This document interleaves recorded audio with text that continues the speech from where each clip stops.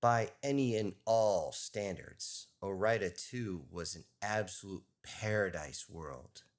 One would look at it at first and think it's a bunch of large islands, but no, it's a mixture of small rivers. Very little water contaminated with sodium chloride, almost all of it fresh. Each of the rivers that snaked across seem to be wide, but they are actually very shallow. And because they're not moving very fast, there's white sand beaches everywhere. Peninsulas stick out, and a completely tropical climate all over this. It seemed like the absolute perfect planet. But underneath, well, underneath was a different story. Underneath this pristine view was something used for experimentation. The Spuds that control this planet are inside their deep underground military base. This dumb is attempting to make soldiers as strong, as fast, and as dangerous as the most dangerous creatures known, humans. Though humans are known for their kindness, as it seems like they will always come running to help you out if you need one. If one is next to you, they will always assist. They will always bring their engineering prowess, many times fixing issues that have been difficult for generations.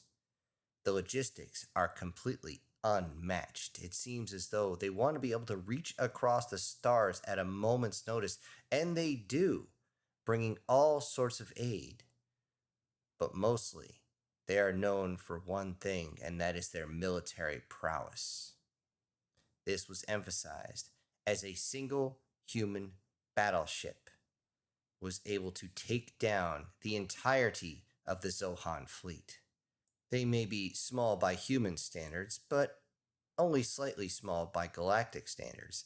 These little furry creatures believed themselves to be the absolute strongest as they were able to fight down, beat down, and rip apart just about any other species in the galaxy. That is until they faced humans. When the battleship arrived, the humans fired a single shot, a single projectile, no chemical, but right towards the center of the formation. This slow moving, massive object everyone laughed at, believing that it was just a large mass driver, and they moved their own dreadnought sideways so it would drift past. They wanted a good view of this thing as it went past them, showing that they couldn't be caught in the slow net of humans. Then, as the device got close, it seemed to detonate, but it didn't cause any issues. Everybody was confused. What the hell just happened? Then they started hearing all sorts of alerts as torpedoes were fired at them from all different directions. They got ready for battle, but then they found out that their ships were coming apart around them. As it turned out, it was a nanite bomb, and each of these nanites were diving into the ships, eating part of the ship, creating more of themselves to eat the ship, to create more of themselves, to eat more of the ships, to create more of themselves, and this was happening way too fast. As they tried to fight off the nanites, the torpedoes crashed into the side, and the ballistic mass drivers tore into the ships without any issue. It seems as though the crews were more concerned with keeping their ships from disintegrating than they were in fighting the battle, and in the end, the entire Zohan fleet was annihilated, and there was zero damage to the human ship. At the end, the humans fired something else, something that seemed like a little blue pulse in space. You could see the ripples of it travel across, and it seemed as though the entire space sizzled around it. But it seemed to lose its potency as it reached the human ship. On the ground, the human soldiers showed that they were incredibly strong, able to pick up a Zohan with one single arm and crush it in its own hand. They were incredibly fast, being able to close the distance 3 times faster than a Zohan even could think about. And with their exosuits completely covering their body in weapons, along with their AIs, it was almost impossible to even get a shot off. And even if you did, it probably wouldn't even do any damage. It was though the humans were invulnerable, encased in those suits. Yet, even out of the suits, the humans were horrifying, never showing emotion. But the true, absolute terror that came when a human got pissed off was undeniable. This is why the Spuds were trying to find a way to make their soldiers just as good, if not better than humans, as even though humans were not close, and the humans have helped them out, a threat is a threat. As families enjoyed the beach of Arida 2, some swam beneath its waves, what little there were. Others travel across the narrow rivers, just seeming to enjoy this complete paradise. Many felt it. A rumble. A rumble in the distance. And some could see there was this burst, some sort of explosion, but it wasn't fire. It was though some sort of chemical had sprayed into the air, had aerosolized. It mixed of viruses, bacteria, fungus, and nanotech. It rose up and covered 2.3 islands in one swipe. Islands being relative for this entire planet, but it covered them nonetheless. Since it was designed specifically for their species, it affected nothing else. And the transformation that happened when this chemical, this mixture of hell landed them, caused a transformation that was violent, excessively painful, and infected every single one as though it had a purpose. Every single Spud that was touched by this died violently. But they didn't stay that way. They began to rise up, and as soon as they did, it seemed as though each of the infected had only one thing to do. It wanted to run, sometimes on 2 legs, sometimes on 4, sometimes on every single appendage. They would crawl, wiggle, roll if they had to, and all they wanted to do was sting, bite, scratch, anything they could do to get the mixture of chemicals out of their bodies and into a new host and spread it out like any other virus would want to do. And soon, the planet was put as quarantine to stop the spread, meaning that several groups on the surface had to survive on their own. They were told, don't even try to escape. There's an entire fleet over your head. They did try rescue attempts, but those proved completely useless, as landing on the shuttle pads quickly found the rescuers overrun and the shuttles compromised, and this meant that the shuttles had to be left on the planet. No one wanted to risk this leaving. If they even try to escape, they are shot down as the risk of infection is far too great. After a dozen failed attempts across the entire planet, even waiting a single solar cycle to see if the infected would simply starve and die out, the Spuds started asking around for help. Yet once everyone realized how dangerous this was, they didn't want anything to do with it. Eventually, one of the commanders simply said, Fuck it. Call the humans. the humans, well, no one expected them to show up. They expected the humans to cower like all the rest. But it seems as though the humans were delighted at the idea, especially once the video was sent. It seemed as though they kept showing their fangs in a way of pride, as joy, as something no one had seen before. Many times, if you've seen the teeth of a human, it was they were cursing obscenities and yelling and screaming as they tried to kill you. But now it seemed as though the corners of their mouths were up high, as though the idea of facing this infection was something they had waited a long, long time to do, and now they were finally able to do so. When the humans arrived, many of them were simply screaming that they wanted to go down to the surface as fast as possible to take care of these things, and yet the command told them to wait. They had to do this right. The humans got a hold of everyone on the surface and told them to stay, as they put it, buttoned up. Do not come out until a human actually shows up to get you. Do not come out because you're not going to want to see or be around what's about to happen. Everyone was absolutely confused. Human ships, very large human ships that they call cruisers, showed up and they launched these strange devices. These look like rockets as they headed towards the ground. Big, bulky, wide. It was odd to see this. But these rockets, as soon as they got towards the surface, would do a flip and burn and slowly and very softly land, despite their size of being well over 10 meters in radius alone and being almost a kilometer high. How this was able to be done with chemical components, no one understood. However, these were on the ground.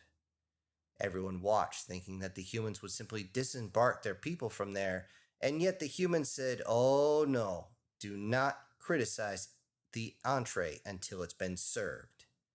At that point, the cruisers point their own weapons down and fire a strange energy weapon down deep inside. As soon as it touches this giant rocket, it seems as though it billows out from the top to the bottom and firing an entire fire wall out towards the side, spilling out for several hundred kilometers over and over like a tsunami over the waves, destroying everything. If anything was above the water, it was set on fire. Many looked on this and screamed, "Why? You just destroyed our paradise." And yet the humans said, "There's only a few ways to take care of these things, and this is one of the best. Besides, now we get to go down and do the fun stuff." Now everybody was worried. This was not enough. Then they saw the probes go through and they saw that many of these strange infected were either partially incinerated or happen to be undercover. They know this because as the human dropships come down, they activate their own fusion torches that are shoved straight up the dropship's butt. However, these were how they slowed down during invasion, but they had a secondary use. They turned the fusion torches towards the ground, and any of the infected that ran towards these dropships would end up cooking themselves as they came up close. And as the humans exited, all of them seemed to say the same thing along the lines of, barbecue. Everybody listening and watching, all the different species that saw this were frightened. But this was just the beginning. Eventually, vehicles were brought out, big, wide vehicles with massive wheels or tracks of some way. No hover vehicles were used at all, and it seems as though the humans lined up in a giant line on either side of the dropship and just simply moved out using the rivers as cover on each side. Everyone knows that this infection, if fully submerged, would kill off the infection itself, which was good. Which was great because that meant that anyone in the water was safe. However, anyone that accidentally ended up on shore would most likely be lunched themselves. When those that saw the humans' vehicles charge out with reckless abandonment, sometimes, many times, almost always, with humans on top, holding some sort of strange weapon systems, cheering and yipping and yelling, they were asking the commander, "What are they doing?" Then the video was shown. As these infected would hear the noise, hear the rumbling, hear the hooting and hollering, they would come out to the surface, and it seemed as though the drivers would specifically crash into them, sending the bodies flying over top or crushing them underfoot.